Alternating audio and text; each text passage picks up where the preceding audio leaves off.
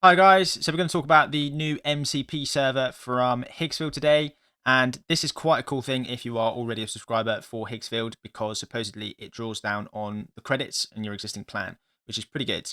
So we're going to try connecting it up to Claude today and just to see how easy it is and to see if it works. So let's have a look. We want to go over to Claude settings, add a custom connector, then sign in using OAuth. That is the beauty of MCP. So here I am in my Claude Desktop app. I'm going to go up here to Customize and then to Connectors. And then let's add a custom connector here. Let's just call it Higgsfield and then chuck in that remote server URL. Advanced settings. No, don't think we need that. We should be able to grab that by signing in just a sec. There we go. Let's connect. And here we go. That's taken me to an OAuth screen saying it's going to allow access to my identity, my profile information, my email address. Yep, happy with that. So let's just go through the motions here. Awesome. So we're back into Higgsfield and we can see that we have got all of these additional tool permissions here. Looks like we can toggle the amount of permissions that we give on each command. So I'm going to accept approval for each of these things because obviously I don't want it to spend my credits unnecessarily. All right, so now that we've got that, let's see if we can actually use it. So please use Higgsfield and GPT Image. Let's see how I can get this on medium with difficulty to create me a start scene of a Porsche, and then let's see what it can do. Okay, so it's loaded the tool and it's asking for permission, so let's allow that. Brilliant. So it's found the image model. It supports medium quality 2K resolution, generating your ad in 16:9. So we can see the request coming in here and it's inferred 16:9 from that request. So I'm going to allow that.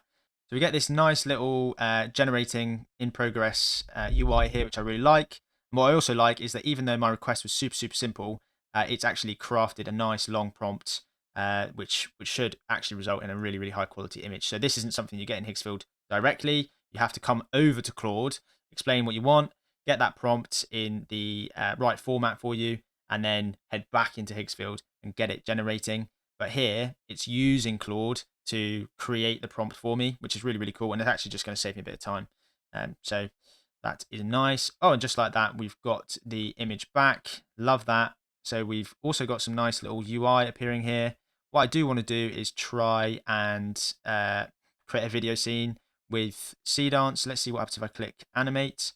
Awesome. So it's going to render, it's going to create this little request for me. Animate this reference image into a short video. Model auto reference image prompt. There we go. So let's just see what it can do. Great, so it's decided to pick Seedance 2.0 as the model, and it has also crafted a nice prompt for me here, which is it's just developed that prompt that I gave into something a little bit more premium, and it's asking for my permission here. So I'm just going to allow this and see what comes back. Okay, and after a bit of time, guys, that's come back. So let's just have a quick watch together.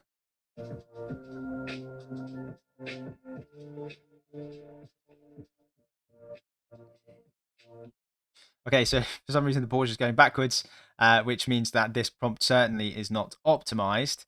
Perhaps I could chuck it in some editing software and put it the other way around. But nonetheless, I think this is really cool.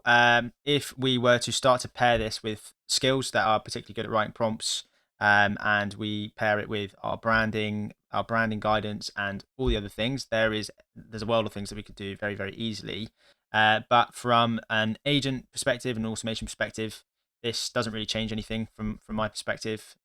All of this stuff you're able to do already using platforms like Key or other platforms that offer these models. It's just that you are going to be able to draw down on your Higgsfield credits, which, as I say, if you're a Higgsfield user, is definitely something to be aware of, definitely a positive thing.